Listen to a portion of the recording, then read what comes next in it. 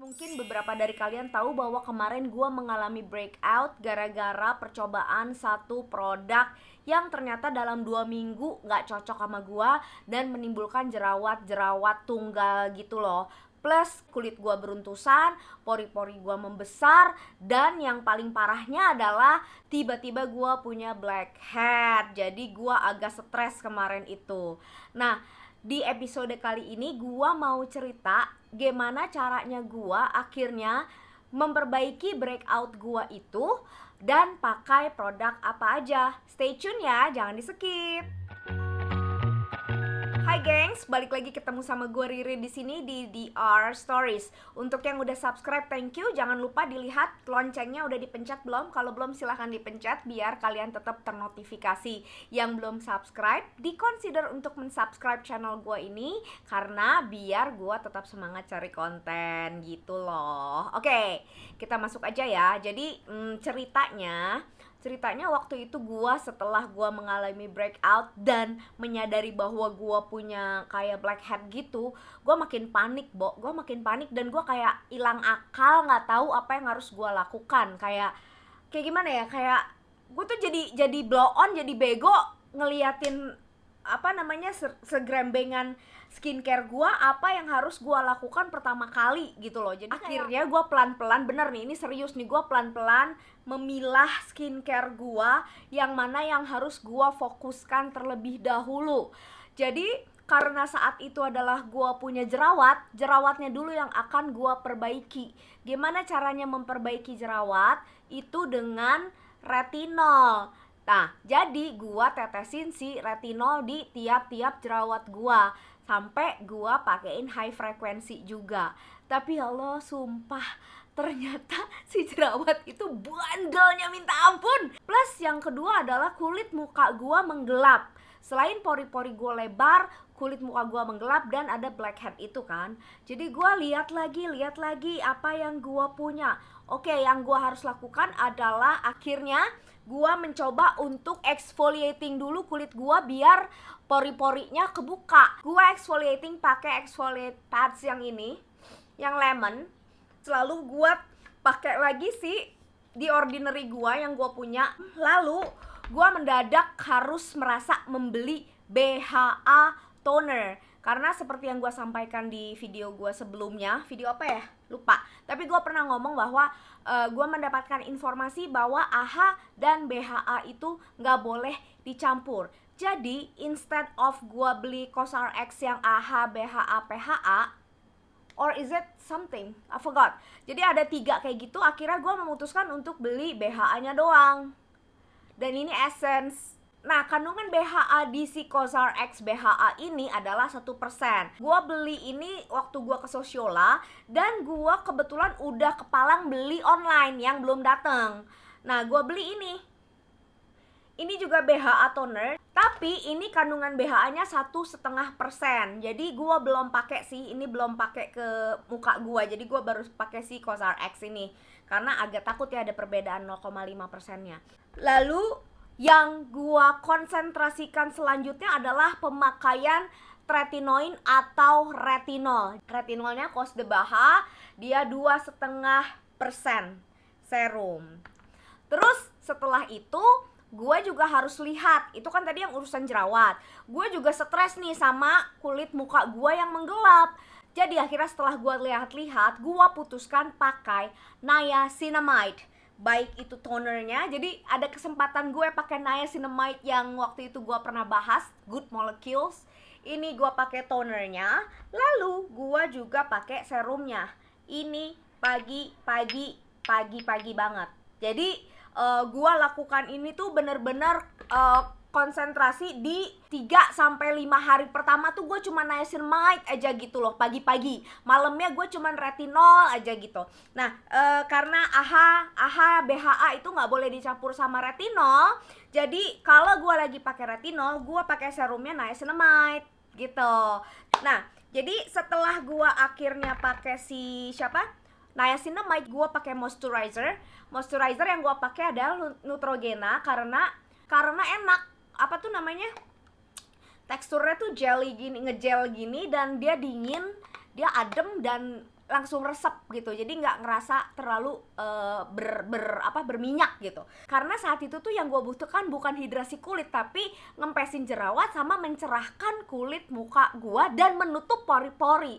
Jadi kalau kalian udah sempet lihat video niacinamide gue di sini, silahkan lihat untuk lebih detailnya. Tapi kebutuhan gue saat itu setelah gue lihat-lihat, memang yang paling praktis, gue nggak bisa bilang bahwa ini adalah canggih, enggak. Tapi yang paling praktis gua fokus itu adalah menggunakan niacinamide. Karena niacinamide itu satu, memperbaiki skin barrier. Tentu saja skin barrier gua merasa rusak ya, karena tiba-tiba muka gua sensitif gitu loh. Yang kedua, mengobati radang atau jerawat, which is gue saat itu jerawatan. Yang ketiga adalah mengecilkan pori-pori, which is saat itu pori-pori gue makin melebar. Yang keempat adalah mencerahkan wajah, which is saat itu wajah gue emang menggelap. Jadi gue setelah gue pikir-pikir, ngapain gue pakai yang ajaib-ajaib, gue konsentrasi aja dulu pakai niacinamide.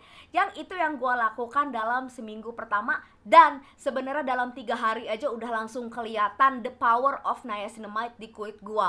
Mendadak kulit gue merasa lebih cerah sewaktu gue bangun tidur. Jadi awal-awal gue belum pakai retinol ya. Jadi awal-awal gue bener-bener cuman niacinamide gue fokus gitu. Jadi setelah gue 3 harian sampai 1 mingguan gue konsentrasi di niacinamide, gue baru berani mixing dengan yang lainnya. Mixingnya itu adalah kalau malam gue pakai retinol dan moisturizer atau face oil. Jadi face oilnya adalah argan oil ini. Dan kebetulan ini udah habis, jadi argan oilnya udah habis. Jadi gue sekarang ganti pakai Moringa Oil, produk lokal. Nanti gue akan bikin sendiri ya video tentang what is Moringa Oil, karena this is very interesting, oke? Setelah gue pakai Neutrogena, and then gue pakai oil lagi. Kenapa nggak oil duluan? Karena Neutrogena ini dia bentuknya gel dan dia nyerapnya cepet. Jadi gue memutuskan bahwa biarin dia nyerap dan di terakhir itu oil gitu. Nah, itu malam. Paginya gue akhirnya berani pakai vitamin C. Vitamin C dari Cos de Baha juga, yang waktu itu ada di video kedua gue. Jadi retinol dan vitamin C ini adalah produk terakhir dari Cos de Baha yang gue beli, yang ada di video Cos de Baha part 2 gua. Dua-duanya udah gua coba dan dua-duanya menurut gua mendatangkan terlihat hasilnya. Especially karena gua habis breakout, jadi gua bener-bener banget bisa ngelihat hasilnya dari 2 produk ini. Kenapa gue bisa melihat dari 2 produk ini? Karena 1-2 hari kadang-kadang gue tidak mencampur dengan apapun. Jadi lagi waktu 3 hari sampai 5 hari pertama itu gue fokus di niacinamide-nya Good Molecules. Jadi terlihat bahwa pas bangun tidur itu gue, kulit gue alhamdulillah bagus gitu. Nggak gelap lagi. Dan lama-lama memang pori-pori gue sudah sangat mengecil. Cuman daerah sini doang. Tapi ada beberapa hari yang gue memang mencoba pakai vitamin C doang. Jadi tonernya tetap niacinamide dan serumnya hanya vitamin C, dan gue pakai moisturizer dan sunscreen, which is itu efeknya juga bagus. Jadi waktu abis di-apply tidak melihat bahwa kulit gue menjadi lebih gelap atau apa, enggak. Dan itu gue ngerasa gue happy pakai si vitamin C-nya Cos de Baha ini gitu. Gue cukup happy. Nah, itu adalah produk-produk yang gue pakai. Tapi gue tambahin juga. Ini sebenarnya gue agak bingung pakainya karena ini adalah hidrokinon. Gue pernah bikin videonya. Ini hidrokinon. Gue pernah bikin videonya sendiri tentang hidrokinon ini, atau hydrokinon bilangnya. Karena kan di Indonesia masih kontroversial ya, boleh, nggak boleh, dihujat gitu. Tapi honestly ini gue pakai untuk menghilangkan flek-flek atau noda-noda hitam di bagian-bagian tertentu. Jadi gue pakai si hidrokinon ini, gue tetesin ke bekas jerawat gue, which is belum terlalu berhasil dengan si hidrokinon. Karena honestly gue suka lupa. Kenapa? Karena kan malam itu sekarang gue udah pakai retinol ya tiap hari. Jadi gue tuh suka kayak pas gue oles ya udah kena bagian bekas jerawatnya, kena retinol. Jadi harusnya kan itu ditetesin hidrokinon gitu loh. Jadi gue tuh suka males untuk ngapus lagi untuk netesin si hidrokinonnya gitu. Jadi kayaknya on off pakainya. Makanya hidrokinonnya belum terlalu terlihat hasilnya.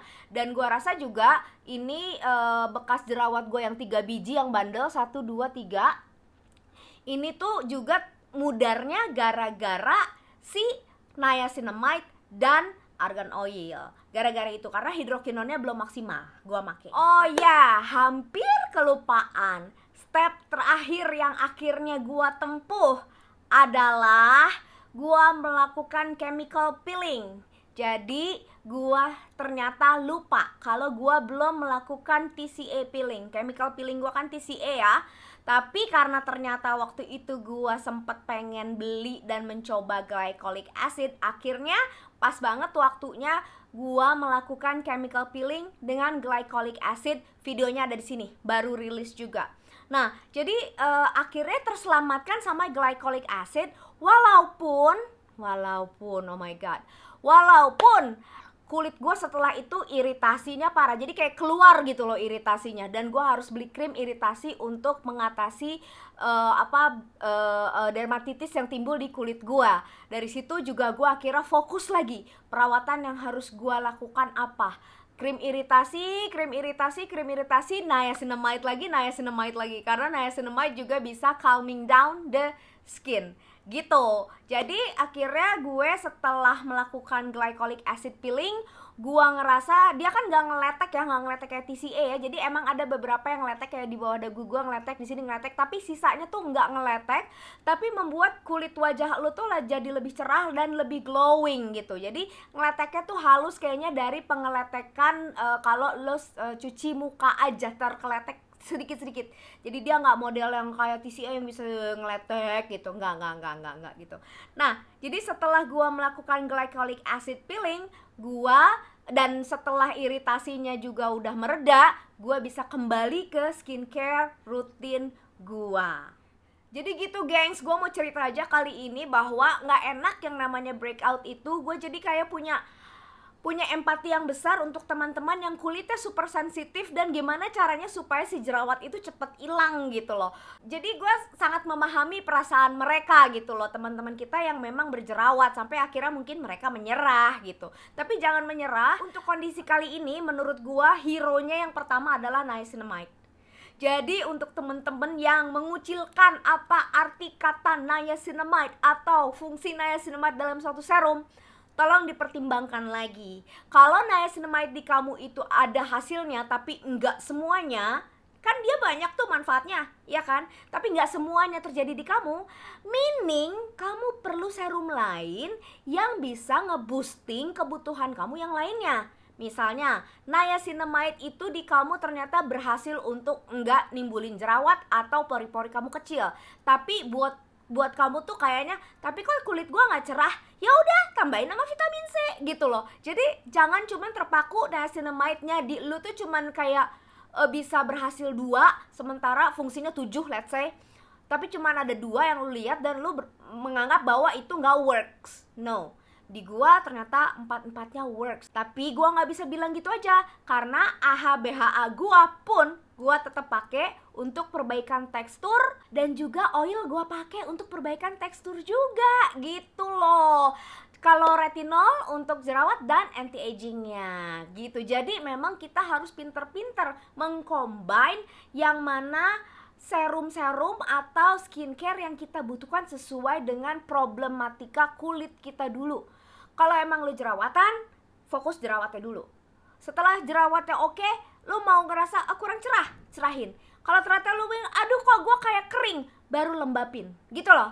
Jadi fokus sama problemnya dulu, baru lu leverage satu-satu untuk nambahin skincare yang bisa ngebantu supaya kulit lo lebih sesuai dengan apa yang diidam-idamkan gitu beb. Oke? Ya wes gitu aja. Terima kasih lo udah nonton. Jangan lupa yang belum subscribe lagi, di like dong video gua ya. Oke? Lihat video lainnya gua di sini. Salam kulit sehat.